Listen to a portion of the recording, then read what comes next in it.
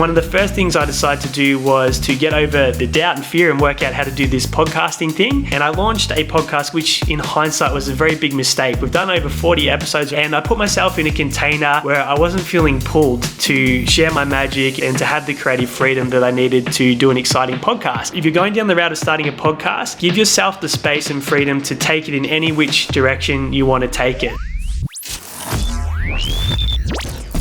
Today, I'm going to talk you through step by step how to start a podcast from scratch while it buckets down with rain here in Melbourne. This is a question that I wish I'd pursued the answer to much sooner. And ultimately what held me back from podcasting for a long time. How do I get it onto Apple, Spotify, record it, structure an episode? What equipment do I need? All those moving parts. So I'm going to solve all those problems for you here today. Why I'm an advocate of using podcasting to build your personal brand is because it helps you find and discover your voice and messaging as you go whilst developing your presenting skills, which are invaluable to personal brands. Your audience that is tuning in and listening has the opportunity to accelerate the relationship by having a long form listening session that goes for several minutes as opposed to the surface level exchanges and interactions they'll usually have on social media. So I feel like, one, it helps you develop your craft. Number two, it accelerates what you're able to do with building a community and audience.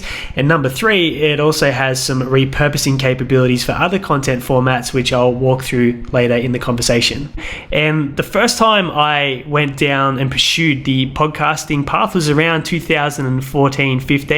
My business partner at the time, Jack Murray, and I would jump on a platform called Free Conference Call, which allowed you to record phone conversations. And we just go into all different areas, and we called it the Jack and Az Show and put it on SoundCloud. Then, as you may have learned from previous episodes, I went back into my shell for an extended period of time before re-emerging as Aaron Witnish just over a year ago. And one of the first things I decided to do was to get over the doubt and fear and work out how to do this podcasting thing. And I launched a podcast called the Marketing Business Wealth Podcast. That changed and niched into the Content Marketing Podcast, which in hindsight was a very big mistake. We've done over 40 episodes, or I've done over 40 episodes of that show. And I put myself in a container where I wasn't feeling pulled to share my magic and to have the creative freedom that I needed to do an exciting podcast. So that's the first lesson. If you're going down the route of starting a podcast, give yourself the space and freedom to take it in any which direction you want to take it. So when you name it, which is step number one, what are you going to call the show? Give it something rather broad to begin with, because you can always change it later, so you can lean into it, find your voice, and develop and evolve as you go.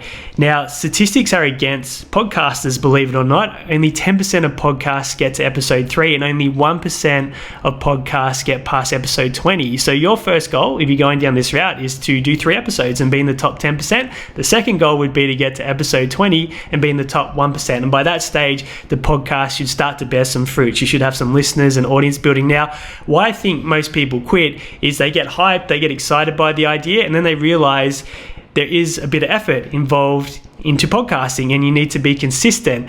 And they build up and they launch episode 1 and they're all excited, family and friends tune in, but it all dies down after that initial hype.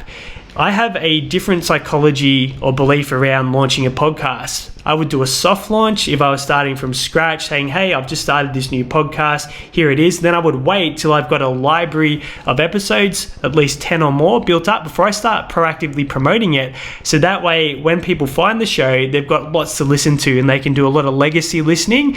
And by the time they work through the backlog, there should be lots of other episodes that have added in. So you're going to get a much more engaged community and people that are getting a lot more value from the show. So that's another thing that I'd say.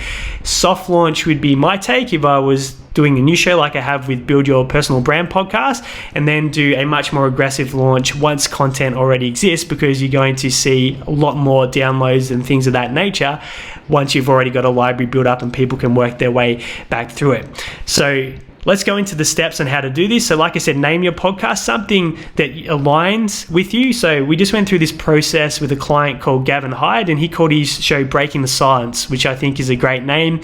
My wife Paula was floating around with the idea Unscheduled, which I think is another great name for the podcast. I've called mine Build Your Personal Brand, because that's ultimately what I feel called to talk about, and it also gives me a lot of freedom. So a name that's catchy and stands out is step number one. Then you need to create a little bit of branding, which you can do in about a minute at canva.com. Just search for the podcast templates in there and you can create a nice visual that you'll need for some steps down the track. Now we need to go into how do you record an episode, and this is where I think a lot of people get stuck. So I'm going to give you a framework of how to structure a show first and foremost, and then what to do to record it. So the way that I unpack an episode is, number one, the hook. So what is the show about? What is the theme, to pull the audience in and make sure that they're tuning into an episode that they want to listen to. So open up with that. Number two is a story. So tying in a relatable story that's relevant to the episode, that's going to allow the listener to get a peek into your personal world and bring them in much closer to you as a human being. From there, you go into your topic. So you might have between 1 to 5 or even more bullet points to structure the show about different themes that you want to talk about and cover as you work your way through the episode, and you might have these in front of you on a piece of paper. Then you can have what I call the summary, which is where you may give action steps if there's things that the listener can do to get a result or produce an outcome. And then finally, you have what's called the CTA, and this is where you have an opportunity to invite people to follow the show if that's what you want to do, build up your followers, leave a review. That's generally my CTA at the moment. But if you had a lead magnet or a download or something that you wanted to give away that could help monetize what you're doing, that's where you might give them instructions on how to get access to that. Head to XYZ URL, whatever it is, and get access to the 30 days in 90 minutes content creation system for personal brands. As an example, that could be another CTA. But ultimately, in the beginning, you probably want to start building up the show. So keep it simple like I've done, and I just invite people to follow and review so I can get a nice listener base leading in. So that's how you structure the show. And I'll leave a few things in the description and the show notes to help you with that, so you can work off that template. Then there's the recording, and this is again where I tripped myself up a little bit. I thought to do a podcast you need all these fancy moving parts and equipment, studio, and that was holding me back. But if you're watching the video version of this, all I have is a Rode microphone that's plugged into a MacBook Air. And that's all I need for sound quality. Most people that are tuning on Apple or Spotify, it's going to be audio only. If you're watching on YouTube, again, you might not be watching the video. You might be walking around and listening to it as you go.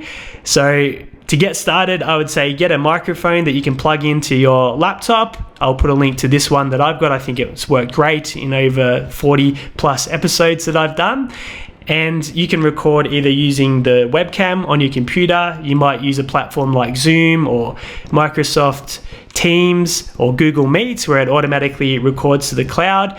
Hit record and deliver using that show structure, and that's how easy it is to start recording. And don't worry about making it complex or fancy in the beginning, because remember, you're going to be developing your voice, your messaging, and you can always upgrade the process and structure as you go. The key is building that muscle and getting started. Now, once you've recorded your episode, this is again where I didn't know what to do next. How do I get it up onto all these different platforms? So what you need to do is extract the audio. So a tool I used to do that is Camtasia. So I put my video into Camtasia, and then I go to the share option, and then I go to export, and then I go as audio only, and that allows me to extract the audio version. There'll be a ton of online tools where you can just take your video. If you just search MP4 or video to MP3, something along those lines, you can probably just upload your video, share the link to it, and it'll automatically extract the audio for you. Now, to get it onto all the different platforms like Apple and Spotify, the tool I use to do that is called Buzzsprout. So it's a podcast hosting service. So what you can do is sign up for that. I think there's a free version of the account, and then if you want to get distributed in more places, it's a very small monthly fee. And once you're set up on Buzzsprout, you name your podcast, you put a description for the show, you put your Canva art, your thumbnail for the show, so it's ready to go. You upload your first episode, so you get the audio version, you upload it, and then you put in some show notes, which you can get. If you go to rev.com, you can give rev.com your audio, and it'll create a transcription of the episode using AI, and it costs a few cents per minute of the show, and you can extract the main takeaways or bullet points, or you might just simply put your show structure that you created with your hook, with the story, with the bullet points and the CTA as the show notes that you upload for the description with the episode. So that's another simple way to do it. Once you've done that, you can then connect the podcast to all the different platforms because you've got an episode ready to go. Now, all you have to do is go to the directory section, click on that, and you'll see probably 20 different options. Now, the main ones that I want to get connected on are Apple, because that's a very popular podcasting platform, Spotify, which I think is the number one place of podcasts, don't quote me on that, and they're the two that I want to connect first, and then Amazon would be my number 3 choice. Then there's a range of other options, and it's very simple. You just click on each of those options, Apple, Spotify, Amazon, and it'll take you through the steps to get the feed onto each of those places, and it literally only takes a few seconds. So then you've got your podcast on all the major listening platforms that are significant, in my opinion. Then what I highly recommend is uploading the video version of your podcast to YouTube and having a playlist, a podcast playlist on your YouTube channel that has all the episodes and shows, because again, that can be a really powerful way to have long form content and have it in a search engine where people can find that, discover you, and work their way through episodes, which can be a really powerful way to accelerate your personal brand. Now, you may get someone to edit it for you. There are places like Upwork.com where you can find someone that can help you out with enhancing the audio or editing the show, cutting bits and pieces out. You can also now repurpose the show, so you can cut multiple clips that are great for your reels and your shorts on your primary social media platform, which could ultimately direct people back to the long form of the episode. You've got a 1-2 combo. Hey, here's a bite-sized snippet from our recent podcast episode on XYZ theme. If you want to catch the full episode, here's the resource, here's the link, and so forth. So you're actually covering a lot of your content creation strategy by podcasting. You can repurpose the show into enough micro pieces of content and also use the rev.com transcription for written content that it could almost cover your week-to-week content just from showing up and recording that weekly podcast episode. And we have clients that work with us in our content agency that's literally the strategy.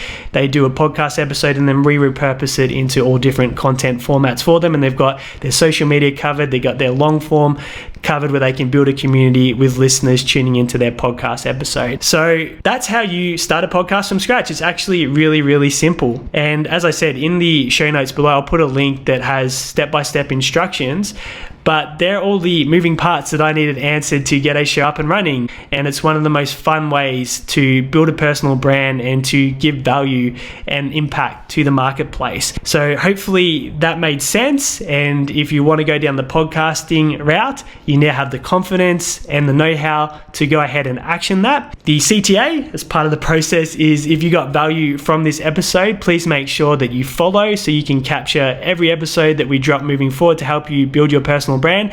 And please leave a 5-star review so other people can find this show too and also extract the value.